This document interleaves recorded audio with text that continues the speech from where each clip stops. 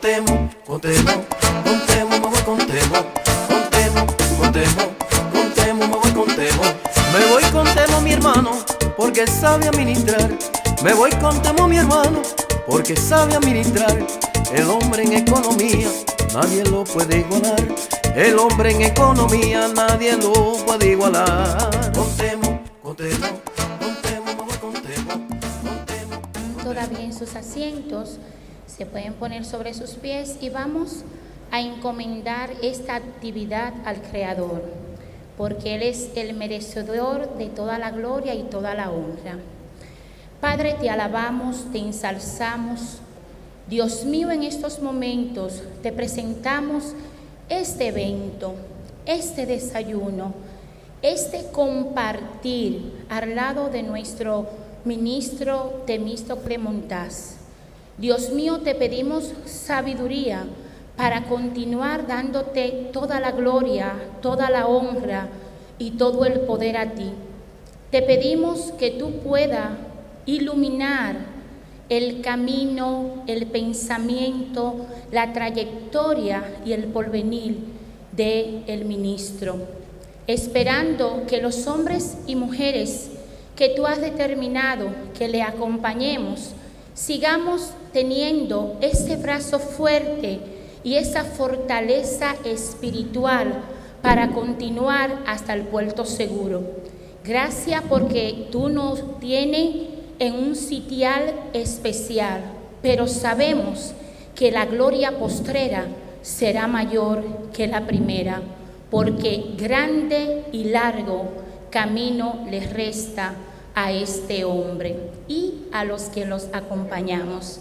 En el dulce nombre de nuestro Señor y Salvador Jesucristo. Amén. Guajira, Guantanamera, Guantanamera, Guajira, Guantanamera. Una vez más. Guantanamera, Guajira, Guantanamera, Guantanamera,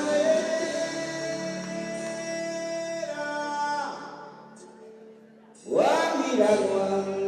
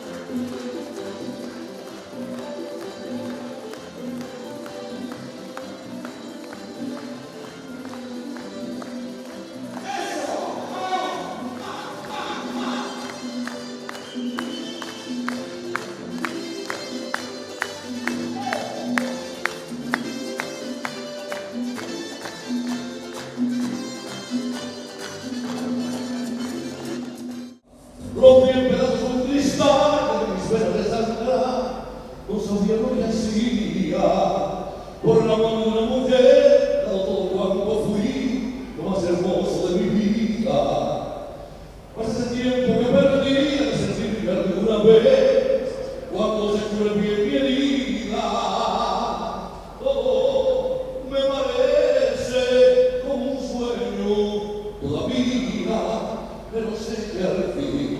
podré olvidar un día. Hoy me siento triste, pero pronto cantaré y prometo no acordarme nunca del ayer. Muchas gracias.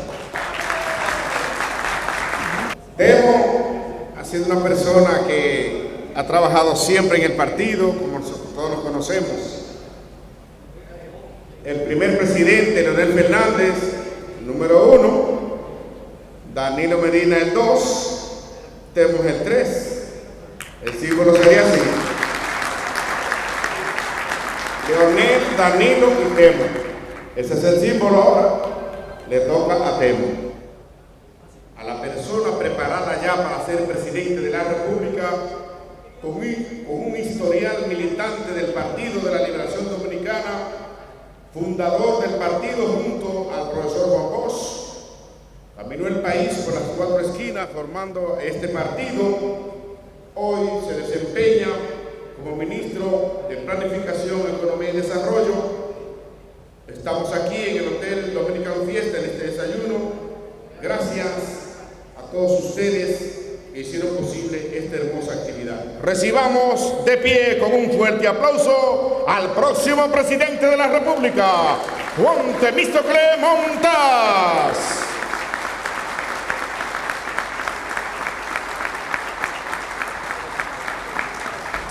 Antes de entrar a hablarle rápidamente de la situación económica internacional y la problemática dominicana, decirle que ustedes creo que todos saben que en el día de ayer se dio a conocer una encuesta. El periódico Diario Libre publicó una encuesta de Penn & Chow and Berland que presenta al día de hoy lo que pudiera ser un panorama electoral. Obviamente estamos a 2 años de las elecciones y todavía las cosas pueden cambiar mucho. Pero yo quisiera reiterar algo que le comuniqué ayer a los medios de comunicación frente a ustedes con relación a esa encuesta. Yo decía que a la hora de valorar esa encuesta había que tener muy presente que de todos los que se balotearon en la encuesta, el único que no ha estado exponiéndose públicamente como candidato a lo largo de los últimos 24 años soy yo. La última vez que fui candidato fue en el año de 1990, en San Cristóbal. Y desde entonces, ustedes saben que yo he tenido que dedicarme a una labor que muchos la consideran como técnica, aunque es, diría yo, la labor donde se hacen las políticas del gobierno. Y eso ha determinado que como la gente muchas veces asocia la política con la politiquería, hayan asumido que la labor que yo he desarrollado es la labor de un tecnócrata, de un técnico. Y por lo general mucha gente me ubica como un técnico. Porque durante 24 años yo no he salido a hacer campaña. Todos los que se balotearon en esa encuesta, todos han estado exponiéndose públicamente. El presidente Fernández tiene más de 24 años haciendo campaña, Hipólito Mejía por igual, Miguel Vargas fue candidato en el 2008, ha aspirado a hacerlo a lo largo de los últimos años. El mismo Luis Abinader fue candidato a la vicepresidencia con Hipólito Mejía. Reinaldo Paredes ha sido un candidato ya de muchos años aquí en el distrito, primero como diputado y luego como senador. O sea, han estado baloteándose en determinadas candidaturas. Y Francisco Javier, si bien no lo ha sido, pero ha sido el vocero político de las candidaturas que hemos tenido a lo largo, digamos, de los últimos 14 años. De manera que el único de todos que no ha salido a la luz pública desde el punto de vista de lo que aquí se entiende como política soy yo. Y solamente tengo 1 año diciéndole a la gente que voy a buscar la candidatura presidencial por el Partido de la Liberación Dominicana. Precisamente aquí hace alrededor de 1 año celebramos un acto, uno de los movimientos que nos apoya, los amigos de Temo, donde se expresó ya un interés en esa dirección.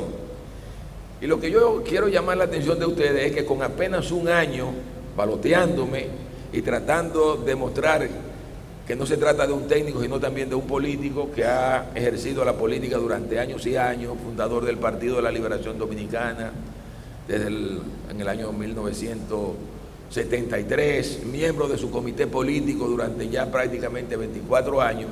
O sea, eso yo creo que lo hemos estado transmitiendo a lo largo, digamos, del último año.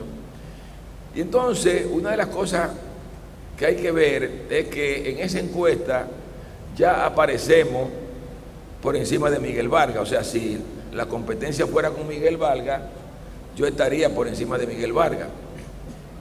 Con relación a los otros todavía estamos por debajo, pero lo que quiero llamar la atención es que si eso ha ocurrido en un año, si ya hemos logrado posicionarnos como candidatos, o sea, ya ante el imaginario político colectivo del país hay la idea de que ya estoy aspirando a la candidatura presidencial y se me asume como tal, si eso lo hemos logrado en un año, yo creo que ustedes pueden asumir que lo que va a ocurrir, como yo decía ayer, en los próximos 6 meses, es un cambio radical en la percepción de los electores, porque este trabajo que hemos venido desarrollando lo vamos a seguir desarrollando, y yo les puedo asegurar a ustedes que en 6 meses las cosas van a ser muy diferentes a lo que ha sido, a lo que fue ahora, que para mí ya es sumamente positivo, porque el hecho de ir a una competencia, o sea, o que se me balotea en una competencia con uno que fue candidato presidencial en el 2008 y que aspira a ser candidato, que es jefe de su partido,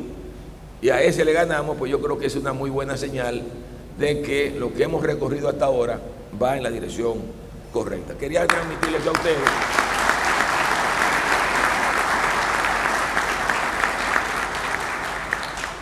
Bueno, rápidamente yo quiero decirle a ustedes que a la hora de abordar a la República Dominicana, la situación económica de la República Dominicana, no podemos verla al margen de lo que está ocurriendo en el mundo de hoy.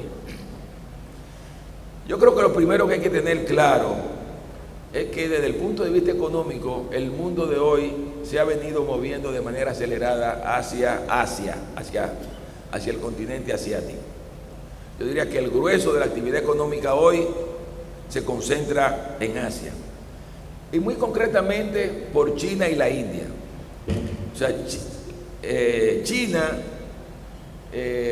ha sido un fenómeno impresionante en el mundo económico de los últimos años, de manera tal que un país prácticamente al que no se le prestaba atención económica a principios de los años 80, ha terminado convertido en la segunda economía del mundo, y con perspectiva de que en los próximos 3 años logre superar a la economía norteamericana en lo que tiene que ver con el tamaño de la economía.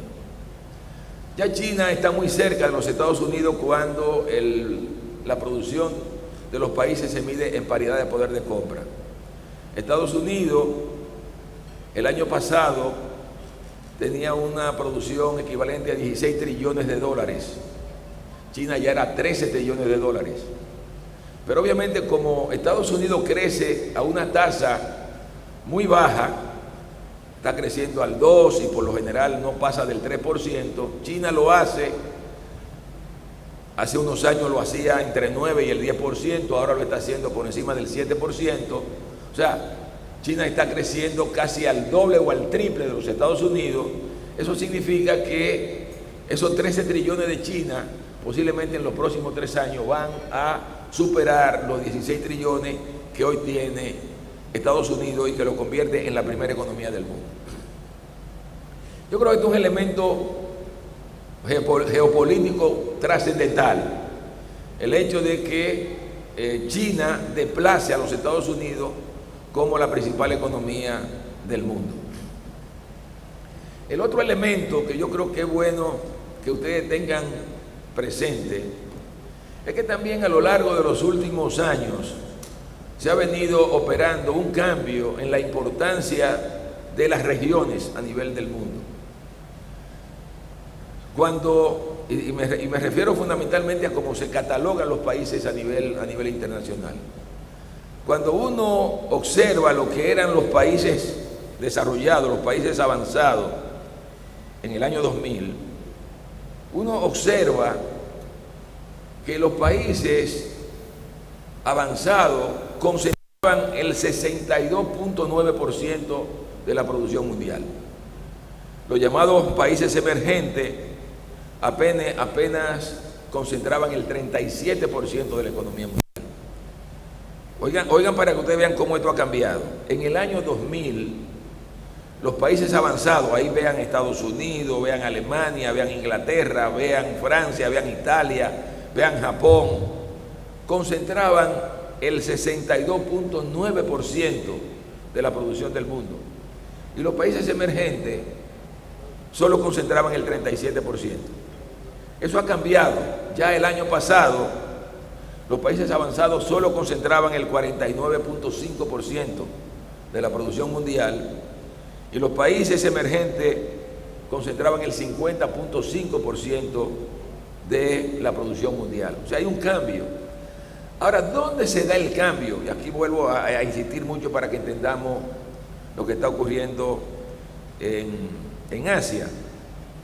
Lo que llama poderosamente la atención es que cuando uno segrega los países emergentes, uno observa que el grueso del crecimiento de la participación de los países emergentes en la producción mundial se da en los países asiáticos, en los países emergentes de Asia, que en el año 2000 concentraban el 14.5% de la producción del mundo y ya están concentrando el 26% de la producción mundial. Y obviamente todo eso tiene que ver, reitero, con la emergencia de China y de la India como grandes países. Lo que preocupa, y esto es importante para nosotros, es que en ese proceso América Latina no avanza. O sea, lo preocupante de la región nuestra es que cuando uno observa lo que está ocurriendo en el mundo, lo que uno aprecia es que la producción en América Latina no cambia en lo que tiene que ver con su participación en la producción mundial. Por ejemplo, en el año 2000, América Latina concentraba el 8.8% de la producción mundial. En el 2013, o sea, el año pasado, solo concentraba el 8.6%, o sea, no avanza. Estamos prácticamente estancados como región. Es un tema al que hay que prestarle mucha atención, porque evidentemente nosotros formamos parte de la región latinoamericana y si bien hemos tenido un excelente desempeño a lo largo de los últimos años, obviamente que todas estas cosas de alguna manera pueden afectar, pueden tener implicaciones de cara a lo que puede ser el desenvolvimiento futuro de la República Dominicana. De manera que eso es un dato que yo quiero que ustedes tengan muy en cuenta. Bueno, el otro elemento yo creo que de la situación internacional que hay que llamar la atención es que evidentemente todavía al día de hoy el mundo no ha logrado recuperarse de la crisis económica que se produjo en el año 2009. Fue una crisis sumamente complicada y fuerte. Fue una crisis que se generó obviamente en el sector privado del mundo, y cuando digo en el sector privado del mundo me refiero aquí fundamentalmente, fue una crisis que se produce como consecuencia del elevado endeudamiento de las familias, de las empresas y de los bancos. O sea, se llegó a un nivel de endeudamiento que no toleró un cambio en la política económica que se produjo fundamentalmente en los Estados Unidos a partir del 2008, 2007, 2008, y eso prácticamente hizo colapsar a la economía mundial. Un colapso brutal. El tema es que esa crisis se produjo en un momento en que el mundo desarrollado había llegado a unos niveles de presencia del Estado en la economía que ha complicado la situación. ¿Por qué razón? Porque a diferencia de lo que ocurrió con la crisis del año 2000, de 1929, que se produce en un contexto en donde la presencia del Estado en la economía era en cierta medida insignificante, ahora esta crisis se produce en un contexto en donde el Estado ya tiene una presencia muy importante en la economía. Y por tanto la capacidad de maniobra del Estado para salir de la crisis no es la misma capacidad que tenían los estados cuando se produjo la crisis del año de 1929. Para hacer frente a esa crisis, la mayoría de los estados tuvieron que recurrir a expandir el gasto público. En Estados Unidos se expandió enormemente el gasto público. Lo mismo ocurrió en Europa. Y obviamente en un contexto de crisis, yo creo que todos ustedes saben que cuando las crisis se producen, se colapsa el crecimiento de la economía, se paraliza la producción, automáticamente eso tiene efecto inmediato en los ingresos del gobierno. Porque hay una asociación directa entre los ingresos del gobierno y la dinámica de la economía. No es lo mismo para un gobierno recibir ingresos con crecimiento del orden del 2% que recibir ingresos con crecimiento del orden del 8%. Por tanto, el hecho de que se desplomara la economía mundial, se paralizara el crecimiento económico en la mayoría de las economías del mundo, eso automáticamente tuvo un efecto inmediato en los ingresos fiscales de los diferentes gobiernos. Y obviamente, gobiernos que ya tenían compromisos asumidos con sus países en lo que tenía que ver con políticas sociales, en la mayoría de los casos, fundamentalmente políticas sociales, porque se puede recortar, pero muchas veces lo más difícil es recortar el gasto social, recortar el gasto en educación, en salud, en seguridad social. Se recortan los gastos posiblemente en infraestructura, pero aún así, aún cuando se pudieran recortar algunos gastos, el tema fue que con la caída brutal de los ingresos, manteniendo más o menos los niveles de gasto y en algunos casos expandiendo los niveles de gasto para mover la economía, porque se entendía que en ese contexto en donde el sector privado no podía motorizar la economía, porque el sector privado lo que tendió fue a desendeudarse, y cuando usted se desendeuda, el dinero que usted tiene para la inversión, tiene que utilizarlo para pagar deuda. Entonces, si la inversión privada no mueve la economía, algo tiene que mover la economía, y entonces el Estado tuvo que salir en esa dirección, y eso pues, obviamente obligó a expandir el gasto, y expandir el gasto en un contexto en donde no crecen los ingresos obligó a que los gobiernos se endeudaran. Por ejemplo, Estados Unidos, que al momento de la crisis tenía una deuda manejable que no llegaba a representar el 40% del Producto Interno Bruto. Como consecuencia de esa situación tenían que expandir el gasto. Ya hoy la deuda en los Estados Unidos bordea alrededor del 100% del Producto Interno Bruto. Y eso ocurrió en todos los países de Europa. O sea, ante el hecho de que el sector privado tenía que desendeudarse y por tanto el dinero que utilizaba para pagar deuda no lo podía utilizar para la inversión, el Estado, para que no se cayera la economía, tuvo que buscar recursos para invertir, y en todos los países eso condujo a niveles de endeudamiento altísimos. España tiene niveles de endeudamiento altísimos, Italia tiene más de 120% del Producto Interno Bruto de deuda. La mayoría de los países europeos que tenían como norma no superar el 60% del Producto Interno Bruto en deuda, están por encima del 80%. O sea, esa crisis ha generado una situación fiscal sumamente complicada a nivel internacional, que explica el por qué ustedes ven hoy en Europa tantos problemas, tantas dificultades. O sea, países que se han estancado, que todavía no saben cómo van a poder relanzar la economía en términos, digamos, productivos. Si bien se está hablando de que para este año ya Europa puede comenzar a crecer un poquito, pero es un crecimiento prácticamente insignificante.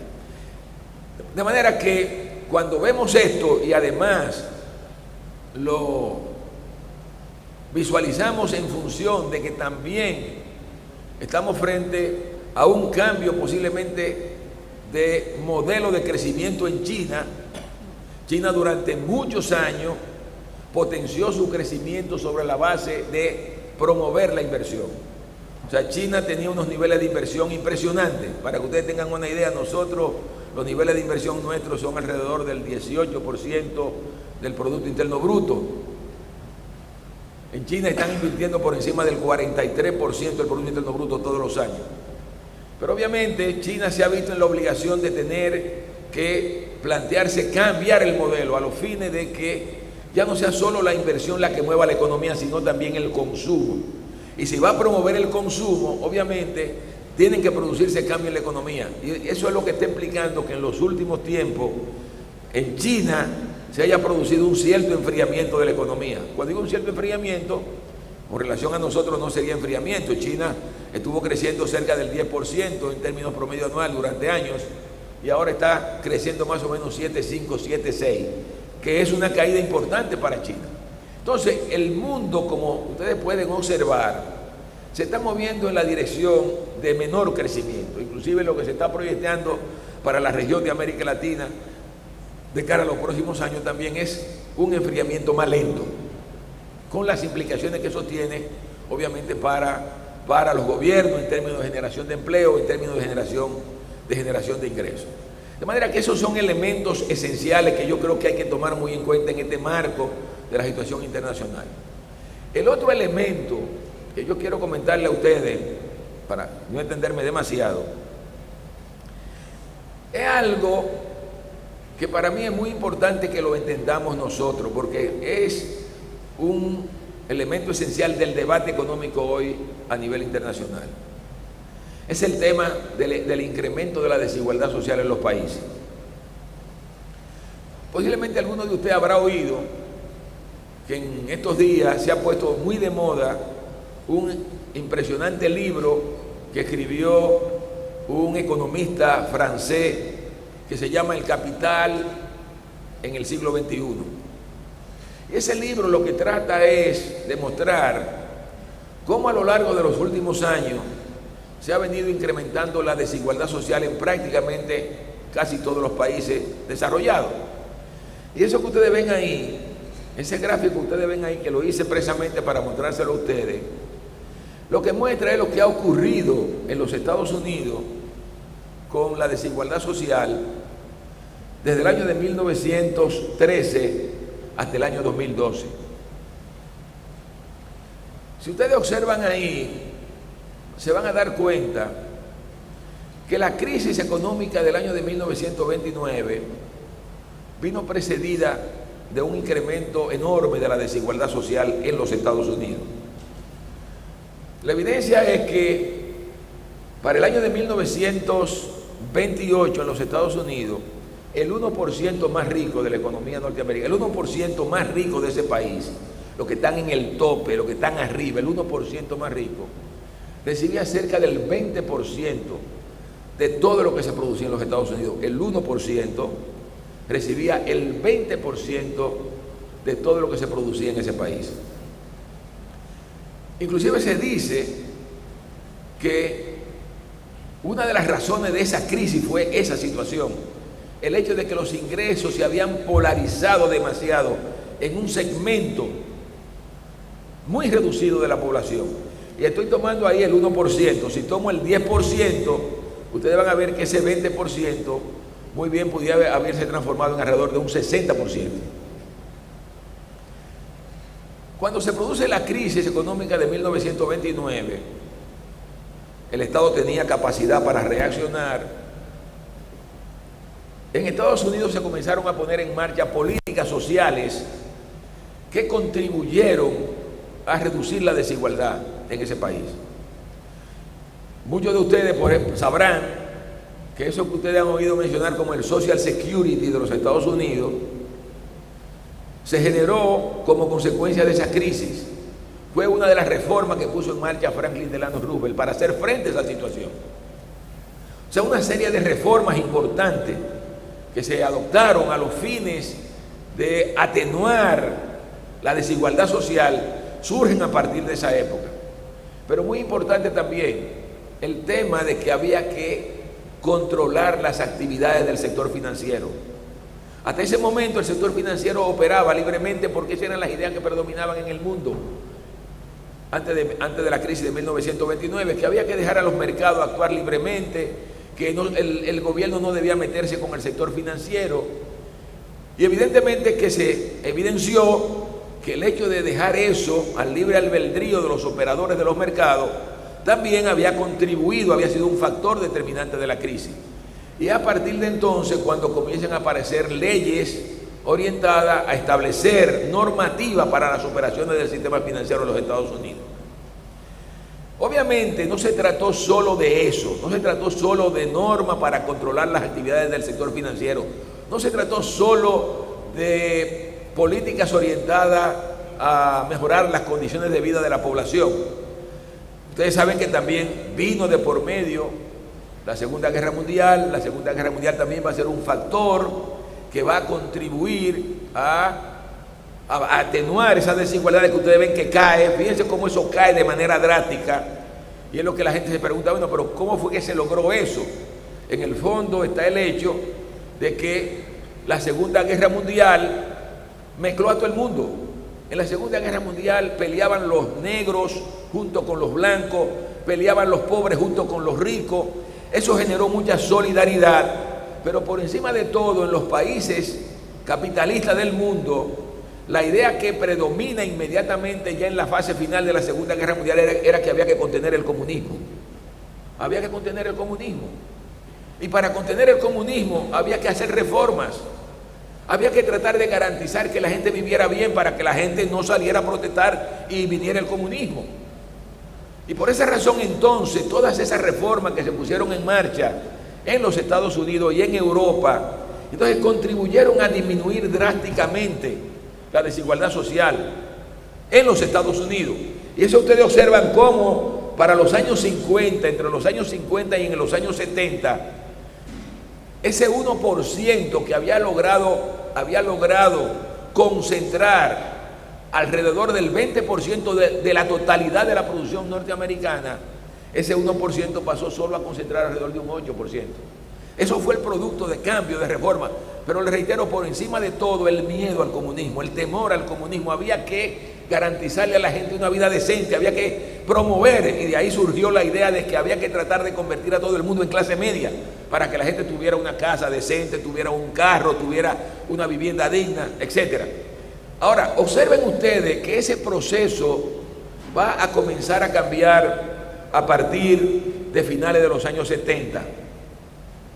Yo quiero recordarle a ustedes algunas cosas que ocurrieron fundamentalmente en los años 70.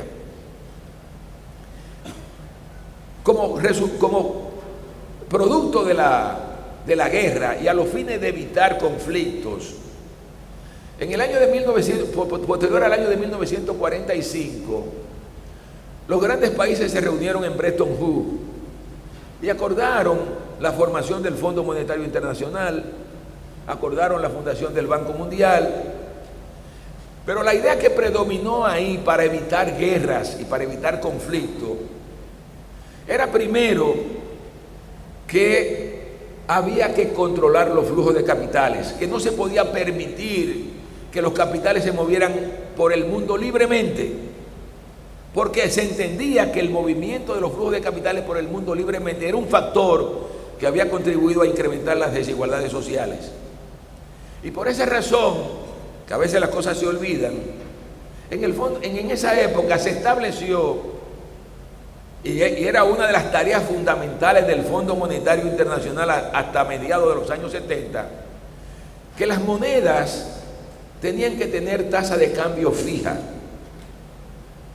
Yo siempre señalo que aquí a veces asumimos que cuando se estableció en la Constitución Dominicana de Trujillo la idea de que el peso tenía que ser igual al dólar, ustedes lo recuerdan que eso lo decía la Constitución, mucha gente en determinado momento llegó a reivindicar eso como una cuestión de soberanía, pero no se dieron cuenta, no entendían que eso fue el resultado de los acuerdos que arribaron los países a partir del año de 1947, cuando se creó lo que es hoy el sistema monetario, o lo que fue el sistema regulador del sistema monetario internacional, el Fondo Monetario, el Banco Mundial, que a los fines de evitar crisis financiera, a los fines de evitar problemas, se establecía que las tasas de las monedas de todos los países tenían que ser fijas con relación a otra moneda. Y por esa razón, la tasa nuestra tenía que ser fija con relación al dólar. Pero la libra esterlina también, y la peseta española, y el franco francés en su momento, y la moneda alemana en su momento también. O sea, se estableció que ese era el criterio, de que las monedas tenían que evaluarse en función de un referente que por lo general fue el dólar, en sentido general fue el dólar. Señores, si ustedes observan esa decisión de tasa de cambio fija y de controlar los flujos de capitales, se mantuvo hasta más o menos mediados de la década de los 70. Y lo que se aprecia cuando se estudia ese fenómeno, lo que pasó en esa época, es que en esa época se contuvieron las crisis financieras. No hay evidencias claras de grandes crisis financieras. La idea era que las crisis financieras generaban desastres, por tanto había que controlarlas. Durante ese periodo no se produjeron grandes crisis financieras en el mundo. Ahora, ¿qué pasó? Que a partir de los 70, yo creo que todos ustedes lo recordarán, a Richard Nixon se le ocurrió que ya no se podía mantener la paridad del dólar con las monedas. Y la dejó flotar el dólar. Dejó flotar el dólar, ahí empezó la cosa. Ya entonces las tasas de cambio no eran fijas. Ya en función de eso comenzó a ponerse de moda la idea de que las tasas de cambio tenían que flotar con relación a una moneda. Entonces aparecieron las tasas de cambio flexibles, que son las que han estado prácticamente dominando el mundo a lo largo de los últimos años. Ahora, ¿qué va a ocurrir inmediatamente después de eso? Bueno, al poco tiempo llega Margaret Thatcher al gobierno de los Estados Unidos, llega Ronald Reagan al gobierno, Margaret Thatcher en Inglaterra, Ronald Reagan en los Estados Unidos, y entonces la idea fue que el Estado tenía que comenzar a minorar su presencia en la economía, que había de nuevo que dejar que los mercados se movieran libremente como ocurría antes de la crisis de 1929. Se permitió de nuevo que entonces los flujos de capitales inundaran el mundo, se movieran por el mundo sin control. Y lo que llama la atención es que a partir de ese momento la desigualdad social comenzó a crecer enormemente. A partir del momento en que eso se estableció, a partir del momento que eso se liberó y se dejó al libre albedrío del sistema financiero el movimiento de los flujos de capitales, que las tasas de cambio se movieran en función, que fueran flexibles, a partir de ahí comenzó a crecer la desigualdad social. Y lo que se observa es que cuando se produce la crisis del 2009, ya para el 2008 se había llegado a un nivel tal que el 1% más rico de la sociedad norteamericana estaba controlando ya casi el 20% de la producción de ese país, como había ocurrido en el año 1928, previo a la crisis de 1929. Bueno, yo diría que el gran drama que hay hoy es que, a diferencia de lo que ocurrió en 1929, ahora mismo el grave problema es que no saben qué hacer. No se sabe qué hacer en el mundo. ¿Por qué? Porque si ustedes observan, después de la crisis del 2009, la situación en vez de mejorar está empeorando. Es para arriba que sigue, es para arriba. En el 2012 ya el 1% más rico norteamericano estaba controlando el 20% de las rentas de ese país. Entonces hay un problema serio. ¿Por qué? Porque lo que se está señalando es que, como ocurrió en la crisis de 1929, se entiende que el problema fundamental es que el capitalismo de hoy es un capitalismo que se ha convertido, y fundamentalmente en los grandes países, en un capitalismo de renta. O sea, la gente entiende que si tiene dinero, rápidamente, para que lo entendamos, usted lo mete en un banco, en vez de ponerlo a producir, si el banco le da una buena tasa de interés, usted vive de eso. Ese es el capitalismo de renta. El capitalismo patrimonial, que usted tiene una herencia, también la mete en un banco y usted vive de eso, pero no la pone a producir. Entonces el problema es, y de ahí viene la importancia que ha adquirido el libro que yo mencioné hace un rato, el libro del economista, se llama Piketty, apellido Piketty, es que está señalando que estamos volviendo a ese esquema del capitalismo rentista, del capitalismo patrimonial, que antecedió a la crisis de 1929, que eso es lo que está operando ahora. Obviamente el tema es las incidencias que eso tiene desde el punto de vista social. Yo le decía que a los fines de evitar la expansión del comunismo en el sistema capitalista, después de la Segunda Guerra Mundial, la idea fue: vamos a integrar a todo el mundo. Y la manera de integrar a todo el mundo era tratando de garantizar que la gente viviera decentemente. Y por eso se expandió tanto la clase media a nivel internacional, a nivel mundial. Se desarrolló enormemente, se entendió que lo importante era lograr que las sociedades se convirtieran en sociedades de clase media. El tema con esto hoy es que si esto sigue, evidentemente que esto va a erosionar el desarrollo de la clase media, el mantenimiento de la clase media a nivel mundial, y eso pudiera muy bien convertirse en un tremendo detonante desde el punto de vista social, que muy bien pudiera conducir a un periodo de inestabilidad, ya no solamente en los países emergentes, donde siempre hay problemas, sino en los propios países desarrollados que habían logrado atenuar las contradicciones sociales sobre la base de garantizar un determinado nivel de vida a un amplio segmento de la población. De manera que eso para mí es el gran problema que tenemos hoy en el mundo. Eso se da en Estados Unidos, se está dando en Inglaterra, se está dando en China. En China, paradójicamente, que era una sociedad igualitaria cuando era pobre, hoy es una sociedad en donde se ha incrementado enormemente la desigualdad social. Y entonces yo creo que ese es un tema al que hay que prestarle atención. En el caso de América Latina tradicionalmente ha sido una región desigual. Pero obviamente, a lo largo de los últimos años se han estado tratando de poner políticas sociales en marcha a los fines de atenuar esas desigualdades sociales. Han habido mejoría en algunos países, pero no mejoría tan importante como para que nosotros podamos decir que el continente latinoamericano se ha convertido en un continente cohesionado socialmente. Yo creo que si ustedes le han dado seguimiento a la Bachelet en Chile, sabrán que llegó al gobierno montada en un programa en donde el planteamiento fundamental de la Bachelet era que había que enfrentar la desigualdad social.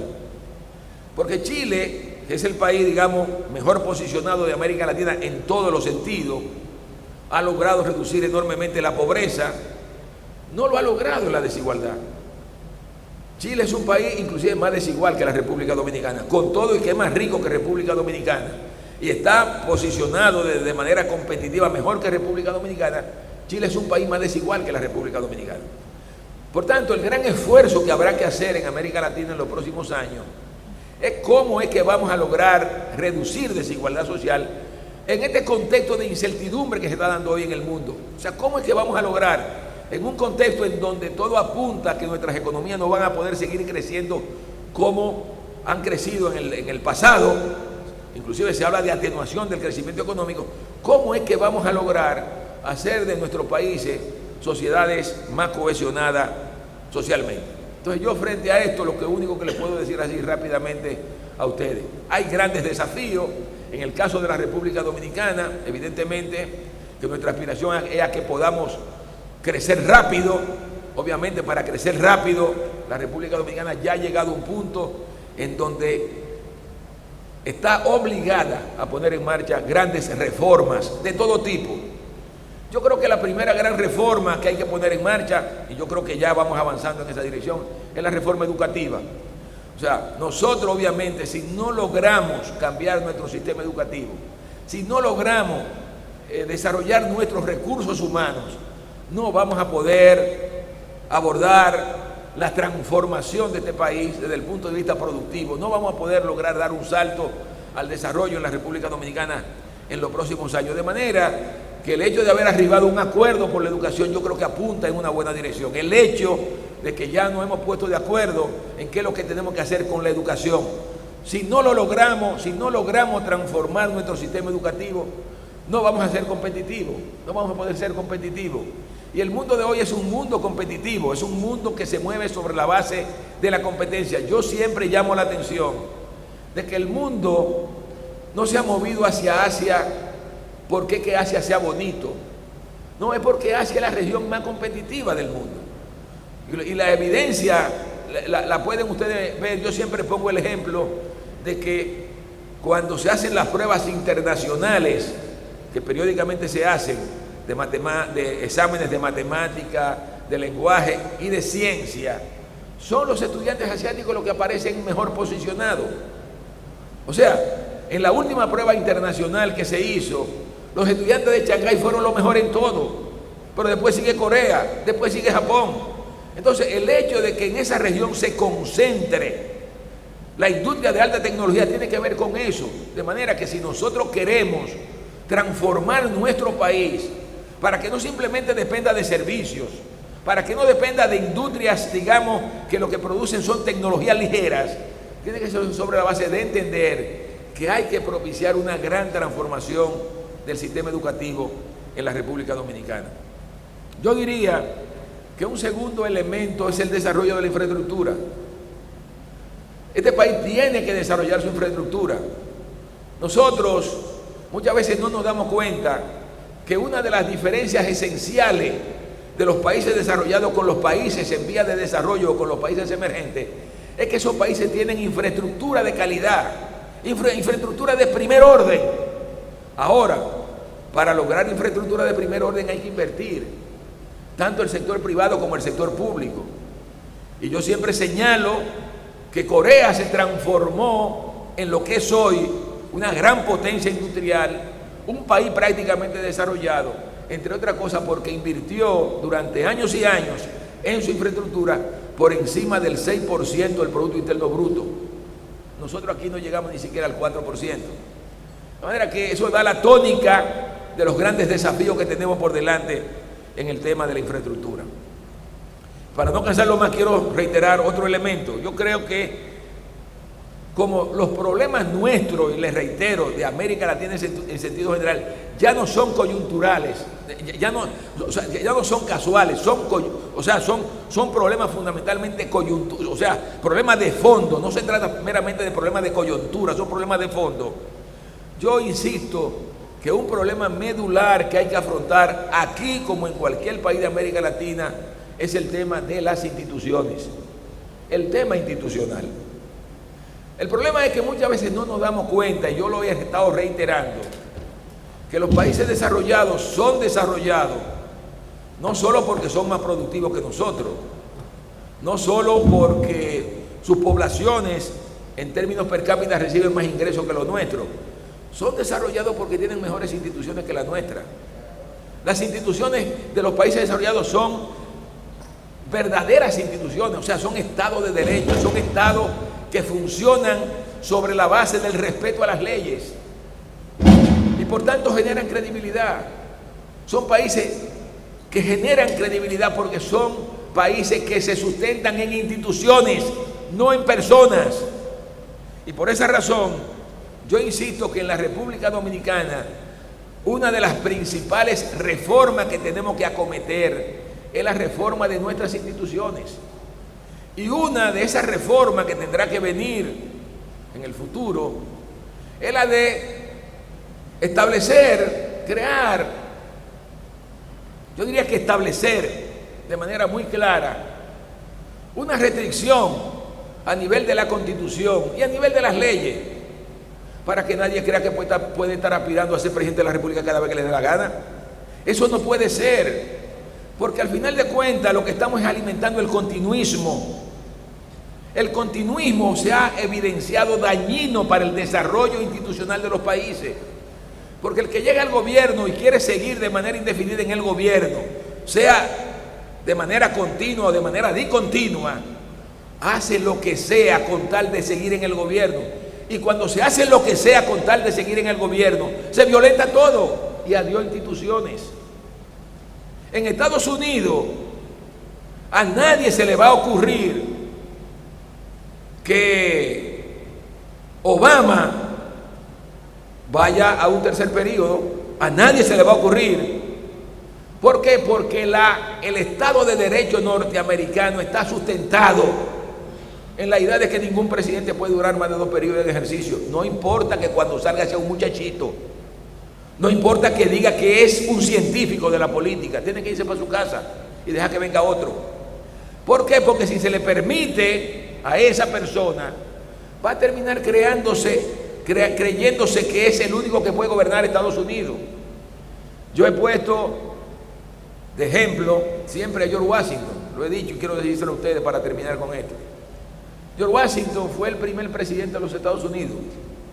Por sus méritos, fue el jefe del ejército libertador de los Estados Unidos, el jefe del ejército independentista. Lo eligieron por un periodo de 4 años. Luego lo quisieron llevar a un segundo periodo. Él no quería, pero se lo impusieron. Y cuando iba ya en el segundo periodo, quisieron que fuera un tercer periodo y ahí se paró.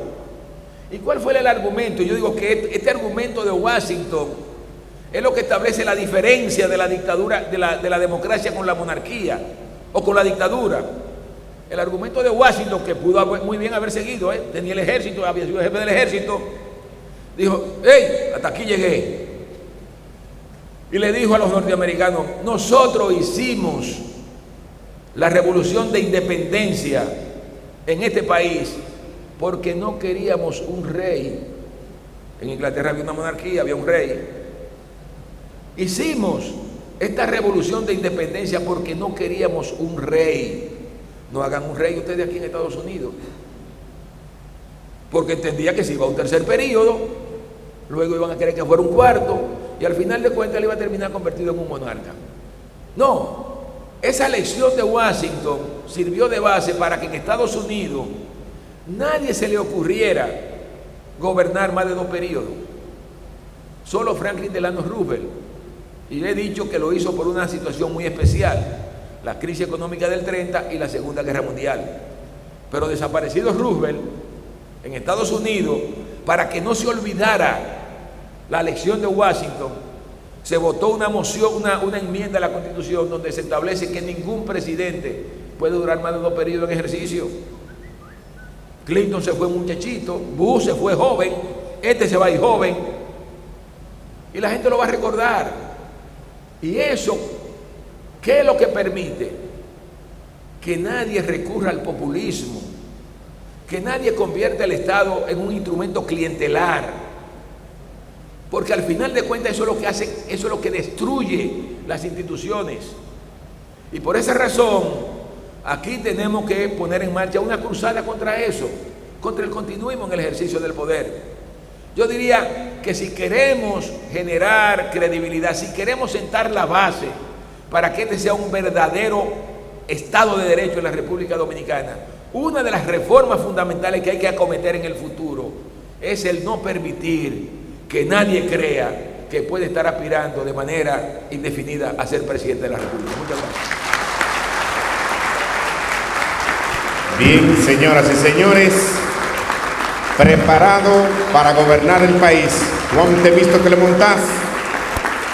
Excelente exposición, la conferencia Perspectiva de la Economía Dominicana en un mundo lleno de incertidumbres. Contemos